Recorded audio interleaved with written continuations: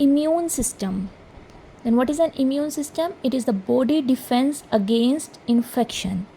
जो भी हमारी बॉडी जो है वो इन्फेक्शन के अगेंस्ट अपने आप को डिफेंस करती है, उसको हम क्या बोलते हैं? इम्यून सिस्टम बोलते हैं.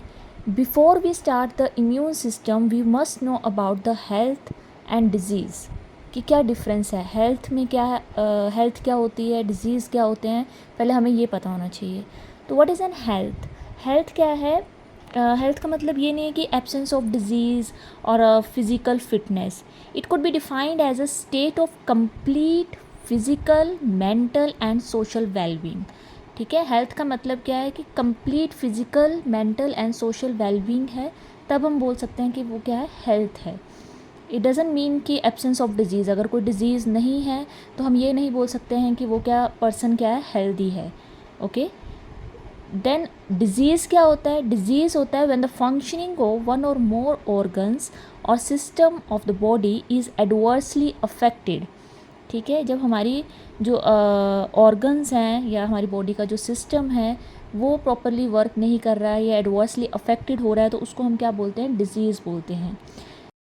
If we talk about the types of diseases, then it can be classified into the two categories, that is the congenital disease and the acquired disease. Congenital disease को हम innate भी बोलते हैं. ठीक है, that is present from the birth. जो congenital disease होते हैं या innate disease होते हैं वो present होते हैं from birth time. And acquired disease जो होते हैं वो develop होते हैं after birth. ये main difference है कि congenital प्रेजेंट होंगे from birth and acquired developed after the birth. जो कंजेनिटल डिजीज़ होते हैं या इनेट डिजीज़ होते हैं, it may be caused by, किस किस वजह से हो सकते हैं? सिंगल जीन म्यूटेशन की वजह से हो सकता है, क्रोमोसोमल एब्रेशन की वजह से हो सकता है, या इन्वायरमेंटल फैक्टर की वजह से हो सकता है. तो ये इन रीज़न की वजह से कॉज हो सकते हैं. सिंगल जीन म्यूटेशन की वजह से जैसे कि फिनाइलकीटोनुरिया है, सिकल सेल एनीमिया है, हेमोफीलिया है, कलर ब्लाइंडनेस है. क्रोमोसोमल एब्रेशन की वजह से जैसे डाउन सिंड्रोम आपने पढ़ा होगा, टर्नर सिंड्रोम है, लिम्फेल्टर सिंड्रोम है. ठीक है. एंड सेकेंड अगर हम बात करें एक्वायर्ड डिजीज़ की, that is developed after the birth, then it is also classified into the two categories, that is communicable disease and the non-communicable disease. तो communicable disease क्या होते हैं? that are caused by the pathogens. जो pathogen से कोज होते हैं और इनको हम इन्फेक्शियस डिजीज़ भी बोलते हैं क्योंकि ये स्प्रेड हो जाते हैं from one two the another. It can easily spread to the other person and it is caused by the pathogens like virus, bacteria, fungi, protozoans and the worms. Pathogens होते क्या हैं? Disease causing organism. ठीक है, pathogen हम बोलते हैं disease causing organisms को. तो जो कम्युनिकेबल डिजीज़ होते हैं they are the infectious cause by the pathogen and easily spread from one person to the another person. Second is the non communicable disease और the non infectious disease. Non infectious means it do not spread to the others. ये spread नहीं होते हैं. Like degenerative disease हैं, heart disease, epilepsy, deficiency disease, allergy, cancer, जो कि transfer नहीं होते हैं from one person to the another person. तो ये है क्लासिफिकेशन टाइप्स ऑफ डिजीज़ की. दो तरह की हैं, पहले congenital and acquired. Congenital means इनेट, that is present from the birth time. Acquired developed after the birth. And acquired disease further classified into the two categories, communicable and the non-communicable. Communicable are caused by pathogens which can easily spread from one person to the another person, and non-communicable is the non-infectious, that is do not spread to the others. Next is the defense mechanism. Defensive mechanism means reaction of the body against disease causing organism.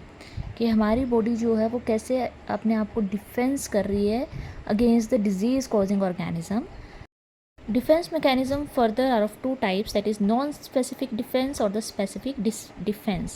Non-specific defense जो होता है उसको हम innate defense भी बोल सकते हैं और specific defense को हम adaptive defense भी बोल सकते हैं. Innate defense means, innate का मतलब अभी हमने थोड़ी देर पहले डिस्कस किया कि innate क्या होता है, जो कि प्रेजेंट है फ्रॉम द बर्थ टाइम, और अडेप्टिव क्या होता है जो हम एक्वायर करते हैं आफ्टर द बर्थ. ठीक है, तो जो नॉन स्पेसिफिक डिफेंस है वो जब हम बर्थ लेते हैं उस टाइम से प्रेजेंट है, और specific defence means after the birth जो प्रेजेंट होता है. ठीक है, तो नॉन स्पेसिफिक डिफेंस जो है वो दो तरह का होता है, एक्सटर्नल और the internal defence. External defence को हम फर्स्ट लाइन ऑफ डिफेंस भी बोलते हैं और इंटरनल डिफेंस को हम सेकेंड लाइन ऑफ डिफेंस बोलते हैं। ओके, एक्सटर्नल डिफेंस में हम स्टडी करेंगे स्किन, म्यूकस मेम्ब्रेन के बारे में। देन स्पेसिफिक डिफेंस को हम थर्ड लाइन ऑफ डिफेंस भी बोलते हैं, जो फाइट करता है पैथोजन के साथ विद एंटीबॉडीज़। ठीक है, इसमें हम डिस्कस करते हैं बी लिम्फोसाइट के बारे में, टी लिम्फोसाइट्स के बारे में, एंटीजन प्रेजेंटिंग सेल्स जिनको हम एपीसी बोलते हैं, एंटीबॉडीज़ के बारे में। तो ये सारा किस में आता है, थर्ड लाइन ऑफ डिफेंस में। और एक्सटर्नल डिफेंस में क्या आ जाता है हमारे पास, स्किन, म्यूकस मेम्ब्रेन। ठीक है, तो फर्स्ट लाइन ऑफ डिफेंस में हम स्टडी करते हैं फिजिकल बैरियर और केमिकल बैरियर्स के बारे में। फिजिकल बैरियर में हमारे पास आ जाता है स्किन, म्यूकस मेम्ब्रेन, और केमिकल बैरियर्स में जितनी भी स्क्रीशंस हैं, like secretion of skin, secretion of mucus membrane, तो वो सारे किस में आ जाएंगे, केमिकल बैरियर में।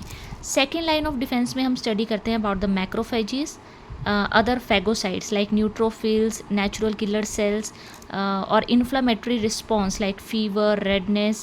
And third line of defense में हम study करते हैं about the lymphocytes, antigen presenting cells that is APC, antibodies, memory cells.